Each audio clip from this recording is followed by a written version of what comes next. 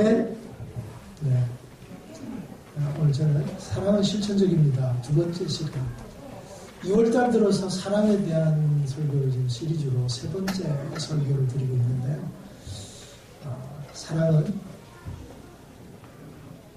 모든 것을 하더라도 사랑이 없으면 아무 소용이 없다. 첫 번째 시간에 말씀을 드렸고, 두 번째 시간에는 오래 참고 온유하며 말씀을 드렸고, 오늘 이제 세 번째 시간이면서 이 사랑에 대한 부분에 대한 좀 모든 부분을 마무리하려고 합니다. 사랑하는 성도 여러분, 하나님의 제일 탁월한 성품이 사랑이셔요. 예수님이 우리를 이처럼 사랑하사 하늘 영광을 버리시고 이 땅에 오셨어요. 그래서 기독교를 사랑의 종교다. 하나님을 사랑의 하나님이다. 이렇게 얘기합니다. 하나님 사랑일 뿐만 아니라 그 사랑을 입은 우리 또한 하나님 앞에 더 사랑하며 살아가야 되죠. 하나님을 사랑하고 이웃을 사랑하는 것이 선지자와 율법의 대강령이다. 이렇게 말씀하고 있습니다. 그런데 이것만큼 잘 안 되는 부분 또한 이거죠. 그래서 오늘날 많은 사람들이 교회가 사랑이 메말라서 목사님들이 사랑을 잘 실천을 안 해. 우리 성도들이 세상에서 사랑을 실천하지 않아서 오히려 또 멸시를 받고 손가락질을 받으면서 교회가 이럴 수 있냐 이런 얘기들을 많이 듣습니다만, 그럼에도 불구하고 여전히 이름도 없이 빛도 없이 사랑을 실천하며 살아가는 사람들이 우리 주변에 훨씬 더 많습니다. 오늘 이 말씀을 통해서 다시 한번 마음에 감동을 받으시고 더 사랑하며 살기로 결단하는 저와 여러분이 되기를 주님의 이름으로 축복합니다. 자, 첫 번째는요, 무례히 행하지 않는 것. 계속해서 이어지는 건데요, 이걸 하나하나 전부 다 하려면 시간이 너무 많이 걸릴 것 같고, 그래서 오늘 중요한 한 두세 가지만 하려고 합니다. 잘 들으세요. 그래서 첫 번째는 무례히 행하지 않는 것. 무례히 행하지 않는 것은 뭡니까? 예절이 없는 걸 말이죠. 여러분, 우리 대한민국은 동방예의지국이죠. 그래서 어느 나라보다 예의를 중요하게 여기는 민족입니다. 근데 성경에 보니까 사랑은 무례히 행하지 않는 것이다. 그러니까 무례히 행하지 않는 것이 뭐냐? 이렇게 보니까 합당한 대우를 해주지 않는 것이 무례히 행하는 것입니다. 예절이 뭐냐면 합당한 예우를 그 사람에게 해주는 것이 예절인 거예요. 그럼 무례라는 것은 합당한 대우를 해주지 않는 것이 무례인 거죠. 어떤 합당한 대우냐? 성경에 보니까 이런 잘못된 예들이 있어요. 예를 들면 이런 거죠. 가늠하다가 잡혀온 여인이 있어요. 사람들이 그 여인을 향해서 비난하고 미워하고 또 어떻게 합니까? 돌로 쳐 죽이려고. 세리들이 있습니다. 저 사람들은 우리의 고열을 빠는 매국노들이야. 로마의 앞잡이가 되어가지고 우리를 힘들게 하는 사람들이야. 그래서 앞에서는 꼼짝 못하지만 뒤에서는 멸시하고 세리와 함께 밥 먹는 것을 수치스럽게 생각하고 그들과 함께 하지 않는 거예요. 그래서 바리새인들이 하나님, 내가 저 세리와 같지 아니함을 감사합니다 라고 대놓고 이야기할 정도로 그들을 무시하고 멸시했습니다. 수가성 여인은 12시에 사람들의 눈을 피해서 물길로 왔어요. 사람들을 보면 비난하고 자기를 향해서 멸시하고 정죄하고 이러니까. 왜냐하면 그 여인은 남편이 5명이나 있었고 불행한 인생을 살았습니다. 자기가 5번 결혼하고 싶어서 5번 결혼했겠어요. 그 당시에는 그런 부분들이 어떻게 보면 사회적인 복지의 수단이었다는 것을 우리가 알 수 있습니다. 근데 그들을 볼 때에 그 당시 사람들은 그 사람들을 멸시하고 소외시키고 그 사람들을 손가락질했습니다. 그럼 오늘날 우리는 어떻습니까? 오늘 우리는 어떻나요? 가난하고 소외당하고 냄새나고 더러운 사람들 보면 어떤 생각을 가지죠? 똑같이 대우해 줍니까? 아니면 저들을 저 사람하고는 같이 놀지 마. 저 사람들하고는 내가 레벨이 달라서 함께 할 수 없어.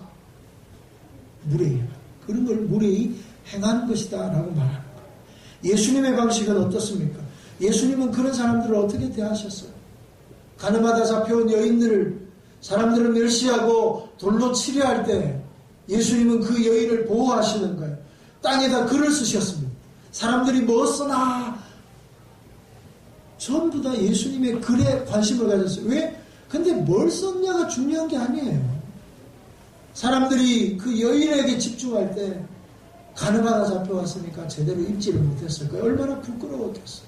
그래서 예수님이 글을 씀으로써 사람들의 시선을 자기에게로 끌어옵니다. 그러면서 너희 중에 죄 있는 자들, 죄 없는 자들만 돌로 치라.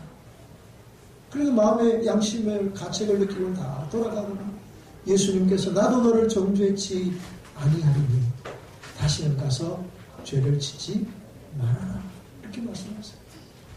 그 여인을 비난하거나 그 여인을 멸시하거나 그 여인을 싫어하지 않았습니다. 세리들 함께 먹는 것조차 싫어하고 멸시했던 그 세리들을 주님은 찾아가셔서 나를 따라오라고 제자로 삼으세요. 마태가 세리였습니다. 삭개오가 세리장이었습니다. 삭개오야 내려오너라 내가 오늘 너희 집에 유하여야 되리라. 사람들이 예수님을 비난합니다. 예수님이 세리와 함께 밥 먹어. 세리와 함께 하는 거 보니까 예수님도 별 볼 일 없는 사람 아니야? 예수님이 창녀들을 좋아해. 예수님도 그런 분 아니야? 그런 온갖 소문과 억측과 이야기를 들어도 주님은 그렇게 하지 않으셨습니다. 그들과 함께 하기를 원하십니다. 그들을 인격적으로 대우해 주시고 똑같이 만나 주셨어요. 수가성 여인에게 물 좀 달라 하십니다.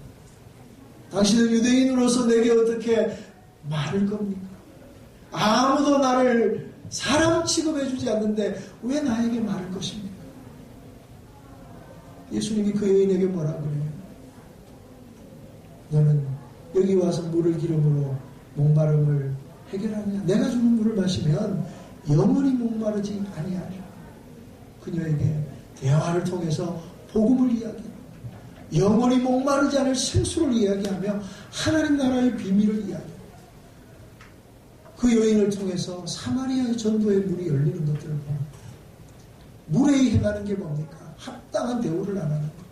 예수님은 그들에게 합당한 대우를 합니다. 인격적인 대우를 합니다. 그 사람이 어떤 환경이든 어떤 신분이든 어떤 문제가 있든지 간에 그런 문제들은 예수님에게는 문제가 되지 않았어요. 왜냐하면 한 영혼이 천하보다 귀하기 때문에 그렇습니다. 여러분 오늘 우리는 그런 생각, 종교나 인종이나 모든 것들을 초월하고 차별하면 안 됩니다. 물론 교회가 동성애에 대해 반대합니다. 그러나 동성애자들을 비난하거나 멸시하거나 차별하거나 그런 사람들을 증오해서는 안 됩니다. 그런 사람들도 하나님이 사랑하는 사람들, 치료받아야 될 사람들, 하나님의 은혜로 새로워져야 될 사람들이라는 것, 이것이 물에 행하지 않는 것. 사랑하는 성도 여러분, 우리는 그런 생각하잖아요. 세상은 돈도 좀 있고 권력도 있고 힘 있는 사람 앞에서는 머리를 숙이잖아요. 친절히 행하잖아요. 근데 가난하고 소외가고 힘이 없고 아무것도 냄새나는 사람들은 사람들이 멸시하잖아요. 그게 물에다.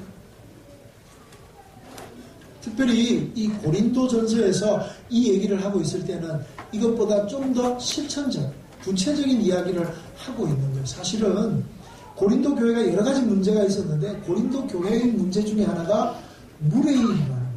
그러면 어떻게 물에 행했냐면 실질적인 요소들이 이런 거죠. 먹는 것과 관련이 됐어요. 먹는 끝에 마음이 상한다 이런 말도 있는데요. 그 당시에 교회 안에 애찬식이 있었어요. 애찬이 뭐냐 하면 성도들이 집에서 먹을 것을 가지고 오는 거예요. 그리고 먹을 걸 가지고 와서 예배가 끝난 뒤에 애찬을 나누는 거예요. 그래서 가난한 자나 부자나 집에서 가지고 온 음식을 함께 나눔으로써 그리스도의 사랑을 나누는 거예요. 그래서 기독교는요, 밥상 공동체였어요. 함께 먹는 거예요. 먹으면서 사랑이 싹트고 먹으면서 서로 존경하고 위로하고 또 부자들은 가난한 자들을 위해서 훨씬 많은 음식을 싸우는 거예요. 그래서 이런 아름다운 공동체, 그래서 교회가 사람들이 복음이 주는 매력도 있지만 그 모임이 주는 강력한 메시지가 있었습니다. 그래서 남자와 여자가 하나가 되고 상전과 종이 교회 안에서 하나가 되고 주인과 종이 둘러앉아서 한 상에서 먹는 거예요. 놀라운 일들이 일어난 거죠. 근데 이것이 처음에는 놀라운 일이었는데 이게 시간이 흐르면서 이게 퇴색이 되는데 어떻게 퇴색이 됐냐면 부자들은 날마다 자기들이 많이 가지고 오고 가난한 사람들은 안 가지고 오니까 좀 짜증이 나는 사람들이 있었던 거예요. 내가 가지고 온 것들 야 그럼 우리끼리 먹자. 그럼 11시에 모이기로 했으니까 만약에 우리 10시에 모여가지고 먼저 먹고 예배를 드리잖아요. 그래서 정시에 온 사람들은 보니까 먹을 게 없는 거예요. 예배를 드리고 은혜는 받았는데 먹을 게 없는 거예요. 이 사람들이 먹으러 온 건 아니잖아요. 예배 드리러 왔고 그 예배를 통해서 함께 나누는 건데 근데 이게 이제 주객이 전도되면서 사람들이 이런 것 때문에 마음이 상하는 거예요. 무시하는 거예요. 쉽게 말하면 부자들이 가난한 사람들을 무시하는 거예요. 이게 물의 행함. 성만찬의 경우도 마찬가지입니다. 여러분 오늘날에는 우리가 성만찬 할 때 사실 그 포도주 이렇게 그만큼 주잖아요. 어떤 분은 그러더라고요. 이것만 먹어도 젤리 한 분 계시라 그러는데 또 이제 떡도 좀 많이 주면 좋겠는데 빵도 이렇게 한 조각 이만큼 주잖아요. 근데 원래는 그렇게 주지 않았어요. 원래 우리 잘 아는 대로 떡을 이렇게 돌리면 찢었어요. 이렇게 툭툭툭 찢어요. 떡은 포도주도 이렇게 나누면 자기 마시고 싶은 만큼 마셔요. 여러분 마찬가지로 이 성만찬이 제정된 것이 마가 요한의 다락방에서 마지막 식사가 성만찬이었어요. 그야말로 오늘날처럼 그냥 기념하는 수준에서 조금 마시고 떡을 조금 떼는 정도가 아니라 초대교회는 성만찬이 식사였습니다. 근데 이게 이제 지나쳐가지고 어떤 사람들은 그 포도주가 야 고린도 교회 포도주는 맛있네 이러면서 이걸 좀 많이 마신 거예요. 술 좋아하는 사람도 있잖아요. 포도주도 많이 먹으면 취합니다. 그래서 너무 많이 마셔가지고 예배 시간에 헛소리하기 시작해요. 이상한 소리도 하고 술 주정을 하는 거예요. 또 혹은 이제 교회 가면 성만찬 하면서 떡을 주니까 교회 오면서 밥을 안 먹고 시장해가지고 배가 고파가지고 떡을 다른 사람 먹을 거 생각 안 하고 자기가 다 먹어버려요. 성만찬이 식사를 위하는 것이 아니라 어떻게 보면 예수 그리스도의 살과 피에 참여하고 주님을 기념하는 건데 그래서 고린도 전서에 자기를 분별치 못하고 주의 몸에 분별치 못하고 참여하는 자들 이런 표현들이 나와요. 고린도 교회가 그런 잘못들을 저지른 거죠. 이것은 바로 다른 형제들을 무시하는 무례히 행하는 일들이 되었습니다. 그래서 그런 부분에 대해서 다른 사람들에게 합당한 예절을 이야기합니다. 특별히 성경에 보면 이 예절이라고 하는 단어를 영어 성경에는 이렇게 코디어스라는 단어를 써요. 근데 이 단어가 뭘 의미하냐면 궁중에서의 예절을 단순한 예절이 아니라 궁중에서의 예절이에요. 여러분 우리나라도 예절도 있지만 또 궁중에서의 예절은 아주 또 격이 높잖아요. 궁중에서 쓰는 단어가 다 다르잖아요. 황공무지로소이다 이런 무슨 뜻인지 잘 모르지만 그게 왕궁에서는 그렇게 쓰여진 거예요. 마찬가지로 교회 안에서 쓰여지는 이 예절이라고 하는 것이 왕궁에서 있는 정말 절도 있는 예절이라는 표현을 쓰기 위해서 코디어스라는 단어를 쓰고 있습니다. 여러분 그렇지 않아요? 우리가 왕같은 제사장이요 거룩한 나라요 하나님의 자녀가 되는 권세를 얻었기에 하나님 나라의 왕자인 줄로 믿습니다. 꼭 하나님 나라의 왕자인 우리가 하나님 나라에서의 예절, 하나님의 나라의 왕국, The Kingdom of God, 하나님의 왕국에서의 예절을 실천하는 거예요. 그게 바로 무례히 행하지 않는 것. 그래서 예수 믿는 사람들은 다른 사람들을 인격적으로 대우하면서 궁중에서의 예법을 목에 익혀서 다른 사람을 인격적으로 잘 대우하는 그야말로 젠틀해지는 거예요. 영국이 원래 야만족이었는데 복음이 들어가고 교회가 생기고 나니까 이 영국 사람들이 신사가 되죠. 젠틀해지는 거예요. 베레아 사람들이 다른 사람들보다 더 신사적이어서 그죠? 그러니까 하나님의 말씀이 들어가면 예의가 들어오는 거예요. 여러분 마찬가지입니다. 우리 대한민국이 동방예의지국이라고 그러는데 그 예의가 유교에서 말하는 예보다 성경이 말하는 예가 훨씬 더 수준이 높은 거예요. 인격적으로 대우하고 마음을 다해서 대우하고 예수 그리스도가 우리를 모든 사람을 차별 없이 모든 사람을 사랑하신 것, 그것이 예절을 무례히 행하지 아니하는 것이라고 한다면 오늘 저와 여러분이 교회 안에서 모든 성도들을 공평무사하게, 아니 뿐만 아니라 이 세상의 모든 사람들을 대할 때 그 사람의 신분이나 그 사람의 재산의 유무나 그 사람의 학식의 유무나 그 사람의 어떤 사회적인 위치의 유무에 따라서 사람에 따라 합당하게 대우하는 것이 아니라 모든 사람 하나님 앞에서 모든 사람 동등하게 인격적으로 대우하는 것, 이것이 무례히 행하지 않는 것. 사랑하는 성도 여러분, 그래서 믿음 안에 있는 사람은 훨씬 더 젠틀해져. 오늘 우리 교회 모든 성도들이 젠틀한 분들이 되기를 주님의 이름으로 축원합니다. 그러니까 젠틀은 꼭 이게 남자들에게만 해당됩니다. 정말 다른 예의, 깔끔한 매너가 있는 사람들 보면 참 저 사람 되게 멋있잖아요. 그러니까 그런 은혜가 있어야 될 것이고요. 두 번째는 보시면 자기의 유익을 구하지 아니하고 또 성내지 아니하며 악한 것을 생각하지 아니하고 이렇게 나오는데요. 자기의 유익을 구한다. 우리가 이런 표현이 있어요. 옛날에 우리 아이가 태어나면 자기 숟가락은 들고 태어난다 이런 얘기였어요. 그게 무슨 말이냐면 어떤 아이들도 태어나는 순간 자기 몫은 다 챙긴다 그런 말이에요.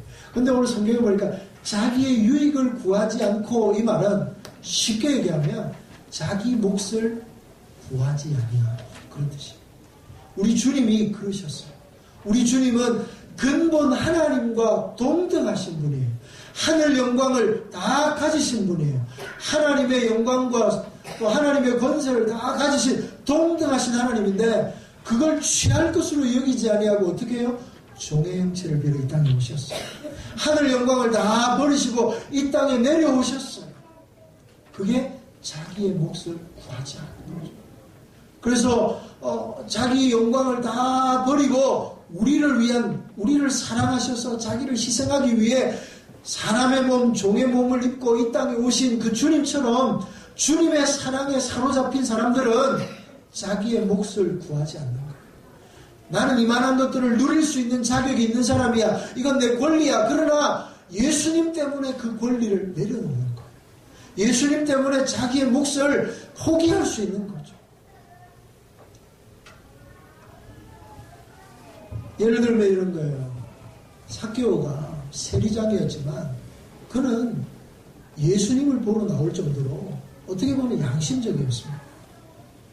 늘 하나님의 율법에 대한 은혜에 대한 갈급함이 있는 사람이었습니다. 그런데 그런 사람이 예수님 만나고 예수님과 한 하루 정도 이야기하고 나니까 마음에 결단이 생기는데 뭐라고 이야기합니까? 주님, 내가 내 소유의 반을 팔아서 가난한 자들에게 나누어 주겠습니다. 그리고 내가 만약에 다른 사람들에게 토색한 일이 있다면 억지로 다른 사람들에게 잘못되게 막 세금을 징수해서 내가 잘못된 일을 행했다면 그 사람들에게 내가 4배나 갚겠습니다. 이게 무슨 말이에요? 그래도 자기는 나름대로 양심껏 했다는 거예요. 그러나 주님의 말씀을 듣고 나니까 자기의 몫을, 자기의 유익을 내려놓는 거예요. 그러면서 내가 주님, 내가 소유의 반을 팔아서 가난한 자들에게 나눠 주었습니다. 이것은 부자 청년이 주님 앞에 나와서 주님, 내가 말씀을 다 지켜야겠는데 내가 무엇을 더하면 영생을 얻을 수 있습니까?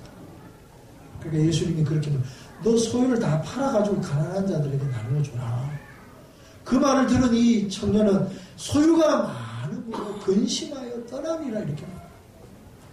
주님을 만났지만 자기 의에 사로잡힌 사람은 자기의 유익을 내려놓지 못합니다.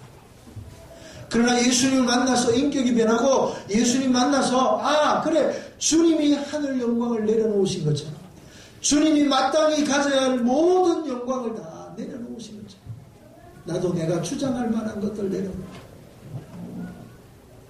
사도 바울이 복음을 전하러 다니면서 내가 저 베드로와 같이 부인을 얻을 권위 내게 없느냐? 내가 너희들에게 사례를 받아서 내가 풀타임 사역할 권위 없느냐? 그러나 내가 그렇게 하지 아니하고 텐트를 만들면서 내가 복음을 전한다. 내려놓는 것. 무엇 때문에? 하나님의 나라는 마찬가지로 오늘 우리나라는 뭐랄까 요즘 뭐 고기 먹는 사람들이 많습니다만 그래도 우리나라는 대부분 곡류, 쌀이 주식이지만 서양은 고기가 주식이잖아요. 이게 유대인들도 유목민이기 때문에 뭐 만나라든지 곡류의 음식도 있습니다만은 가장 많이 먹는 게 고기일 수밖에 없어요. 그런데 사도 바울이 나는 평생 고기를 먹지 않겠다 이런 얘기를 합니다. 왜 그러냐면 그 당시 고기들이 대부분 우상에게 드려진 고기들이었어요. 우상에게 한번 드려진 고기들이 시중에 나오면 이게 2분의 1, 4분의 1 가격으로 싼 값에 나오거든. 그러면 가난한 사람들이 서민들이 시장에서 유통되는 많은 고기들이 다 제단에 올라갔던 고기들이에요. 실제로 자기가 직접 우상 숭배를 참여하지 않는다 할지라도 시장에 가서 고기를 사면 싼 고기다 그런 고기입니다. 근데 이거 먹는 것 때문에 교회에 문제가 생긴 거예요. 우상에 들여진 고기를 먹을 수 있느냐? 바울이 그런 얘기에 대해서 답을 내립니다. 하나님이 깨끗게 하셨으니까 먹어도 된다. 그런데 내가 만약에 그거 먹는 것 때문에 시험이 드는 사람이 한 사람이라도 있다면 나는 그 고기 안 먹을게. 여러분 우리는 채식주의자들도 있기 때문에 고기 안 먹는다, 안 먹고도 살 수 있다 이런 얘기가 아니에요. 주식이라고. 그런 고기 내가 입에도 안 되겠다 할 정도로 뭐 때문에요? 하나님의 나라를 주의 복음을 위해서. 왜요? 자기가 당연히 주장할 수 있는 권리를 내려놓는다. 자기가 당연히 내 목, 내 유익, 이거 당연히 내 거야 라고 할 수 있는 것도 자원하는 마음으로 내려놓는 것. 뭐 때문에? 하나님을 사랑하는 것 때문에. 사랑은 자기의 유익을 구하지 않는 거라고. 그 다음에 뭐라고 얘기합니까? 성내지 아니하며 악한 것을 생각하지 아니하며 노하기를 더디하는 것은 용사보다 낫느니라 이렇게 말씀하세요. 화를 내지 않는 것이 용사보다 낫다고 얘기해요. 파수꾼의 겸손함보다 훨씬 낫다고 얘기하는 거예요. 근데 우리는 쉽게 화를 확 냈다가 자기는 이제 화냈으니까 기분 좋으니까 이제 나는 내가 뒤끝은 없는 사람이야. 화 잘 내는 사람들이 대부분 그런 얘기를 하죠. 그런 건 아니에요. 우리 한국 사람들이 화를 좀 잘 내는 편이에요. 화를 좀 조절을 잘해야 됩니다. 우리 그리스도인들이 더 마찬가지. 화를 내면 이미 그것 때문에 엄청난 후폭풍이 있는 거예요. 여러분 우리가 제일 무서워하는 게 핵폭탄이잖아요. 나가사키에 히로시마에 폭탄이 딱 떨어졌고 어마어마한 후폭풍이 일어나고 그것이 세대를 따라서 그 피폭된 사람들이 세대를 따라서 그게 없어지지를 않는 거예요. 여러분 화를 내는 것은 폭탄과 같은 거예요. 그래서 화를 팍 내면 나는 뒤끝이 없어 끝나는 것 같죠? 아니요. 이 후폭풍이 어마어마하게 나와요. 그래서 화를 잘 내는 사람은 관계가 잘 안 돼요. 화를 잘 내는 사람들은 직장에서나 가정에서나 어디서도 이게 잘 안 돼요. 그래서 화를 잘 조절할 수 있어요. 성내지 아니하고 악한 것을 생각하지 아니하고 악한 것을 생각하지 아니하고는 뭐냐면 복수에 관한 얘기 하십니다. 악한 것은 무슨 굉장히 사악하고 더러운 것을 얘기하는 게 아니라 우리는 내가 뭘 당하면 그걸 갚아줘야 되잖아요.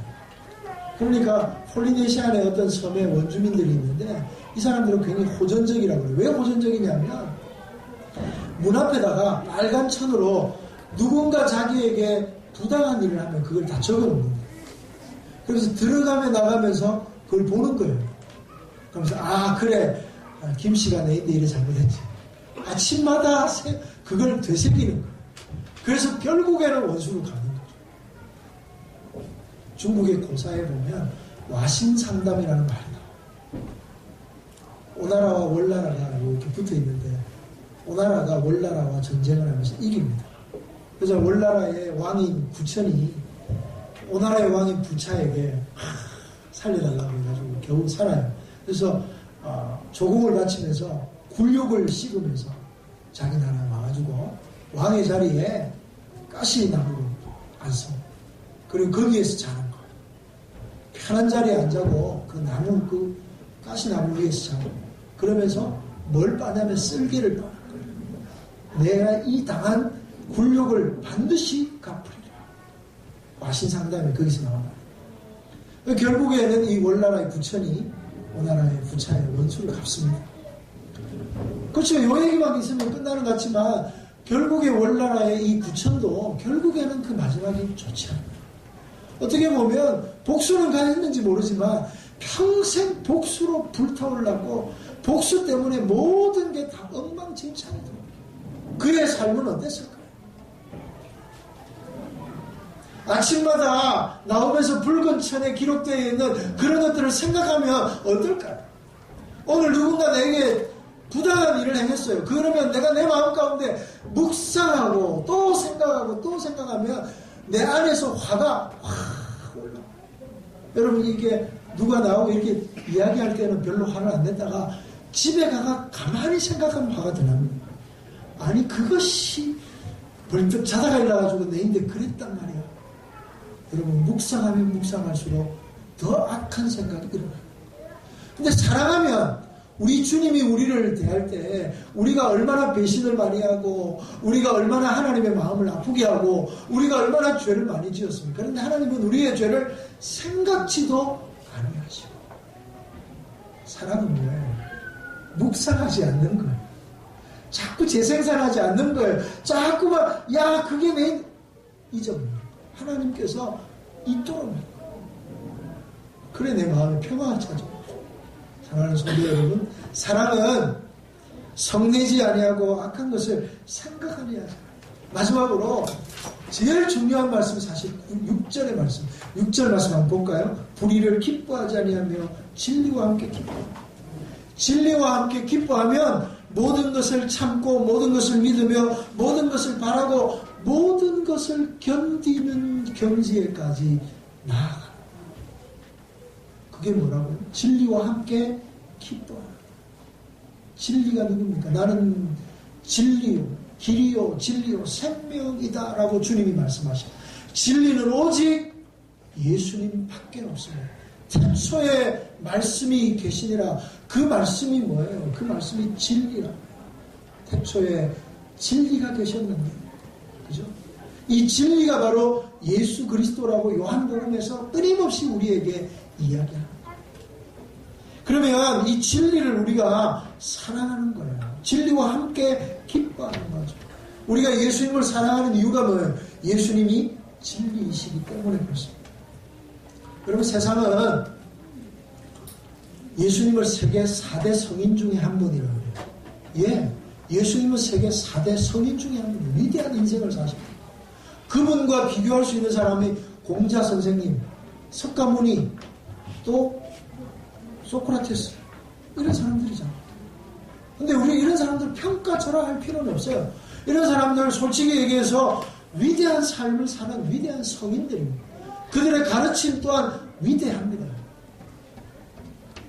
그렇다고 해서 우리가 이 사람들을 사랑합니까? 우리가 이 사람들을 따라갑니까? 아니잖아요. 왜냐하면 그들은 위대한 인생을 살았는지는 모르지만 진리는 아닙니다. 우리의 인생을 걸만한 진리는 아니기 때문에 그냥 위대한 선생님, 그는 사람으로서 참 위대한 인생을 살았어. 그건 우리가 인정해야죠. 그러나 그는 진리가 아니기 때문에 우리가 그를 사랑하고 그와 더불어 동행하고 그분의 말씀을 좇기 위해서 내 인생 전부를 드리지는 않습니다. 여러분, 세상 사람들이 쫓는 돈, 명예, 권력, 세상적인 것이지만 여러분 좋아하지 않나? 오늘 이 세상에 보니까 돈 많이 주면 안 좋아하는 사람이 하나도 없어요. 권력이 있으면 안 좋아하는 사람이 없어요. 누가 높은 자리에 올라가면 우리가 뭐라고 얘기합니까?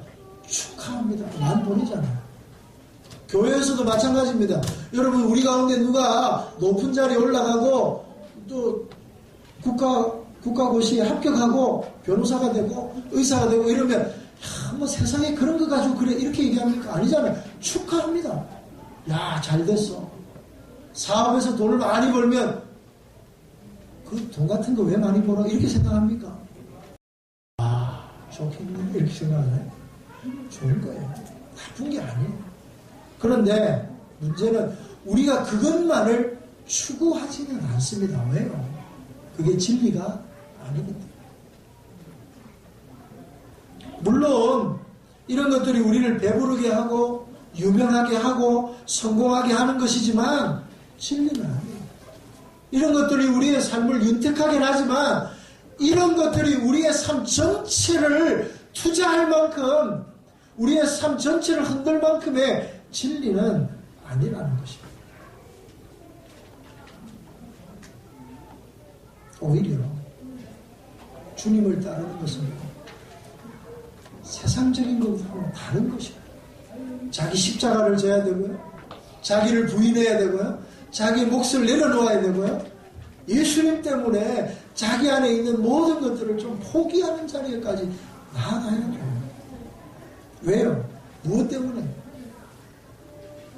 세상 사람들이 그렇게 좋아하는 것들이 예수 그리스도 안에 들어오면 이제 그게 시시해지는 거예요. 그 이전에 예수 밖에 있을 때는 돈이 인생의 목표가 되고 권력이 인생의 목표가 되고 그거 없으면 나는 살 수 없을 것 같았는데 그리스도 안에 들어와서 예수님 안에서 영생을 맛보고 예수 그리스도로 말미암아 은혜 가운데 사로잡혀 보니까 물론 근데 그게 다가 아닌 거예요. 시시해지는 거예요. 그거보다 더 좋은 게 있는 거예요. 그거보다 더 보배로운 게 있는 거예요. 그것보다 내 인생을 걸만한 것이 있어요. 그게 뭐예요? 진리라는 거예요. 진정한 사랑은 진리에 대한 사랑이다. 이렇게 말할 수 있습니다.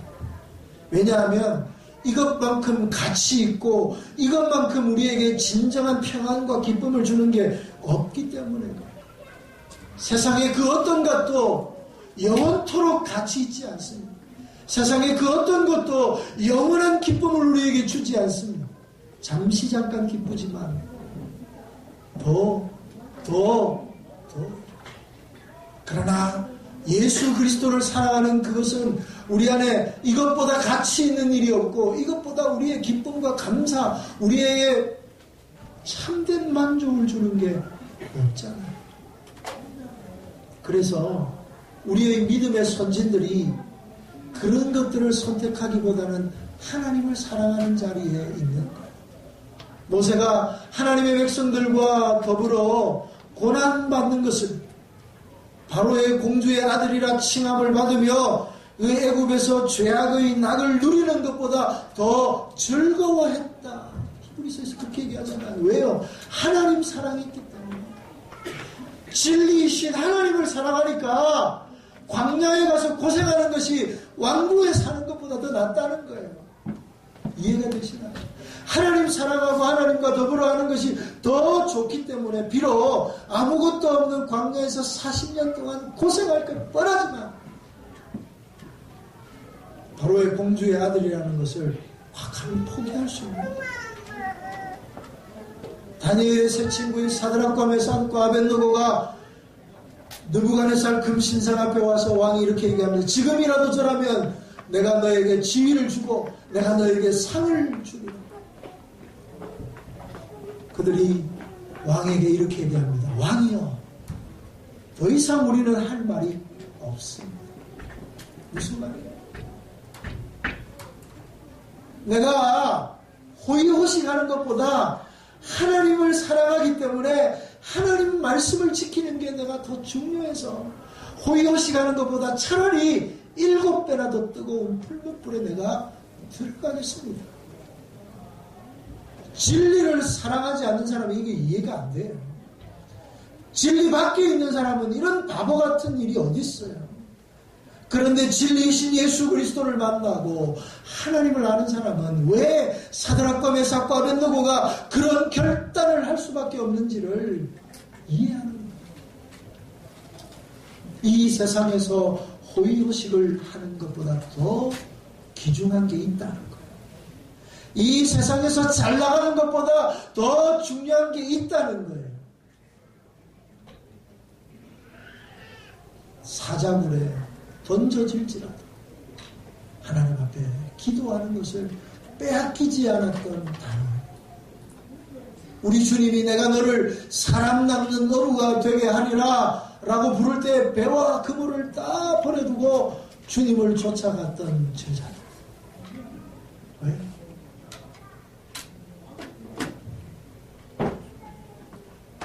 진리이신 주님을 만나기. 그 주님이 우리를 어떻게 사랑했는지를 너무나 잘 알기 때문에 그 사랑에 매이니까, 그 사랑을 알고 나니까 주님을 사랑하는 자리에 들어가 보니까 다른 게 다 시시한 거예요. 불의와 함께하지, 불의를 기뻐하지 않고 진리와 함께하는 것을 기뻐하게 되면 사실 앞에 게 다 돼요. 오래 참고 온유하고 시기하지 않고 자랑하지 않고 교만하지 않고 물에 행하지 않고 자기의 유익을 구하지 않고 성내지 아니하고 악한 것을 생각하지 않고. 그래서 진정한 사랑은 진리이신 예수 그리스도를 사랑하는 것. 여러분, 사랑하는 우리 은혜교회 모든 성도 여러분, 주님을 사랑하시나요? 우리 주님은 오늘 우리에게 이렇게 말씀합니다. 나는 너를 사랑해. 내 목숨보다 너를 사랑해. 내 모든 피 한 방울까지 내가 너를 사랑해서 다 내려놓는다. 그 주님이 오늘 우리를 초청하십니다. 너는 나를 사랑하느냐. 기비라 바다에서 우리 주님이 예수님을 3번이나 부인하고 얼굴을 들 수 없는 베드로에게 찾아오셨어요. 베드로를 만나주실 때처럼 깊은 데에 그물을 던져서 153마리나 낳고, 그때 보니까 예수님이 뛰어내려와요. 조반을 먹으라. 밥을 먹고 분위기가 막 물어오를 때 우리 주님이 베드로에게 묻습니다. 네가 나를 사랑하느냐? 예, 내가 주님을 사랑하는 줄 주께서 아십니다. 오늘 주님이 우리에게 네가 나를 사랑하느냐 물으시면 예, 내가 주님을 사랑하는 줄 주께서 아십니다. 고백하는 저와 여러분이 되기를 주님의 이름으로 소원합니다. 아멘. 우리 함께 찬양할까요?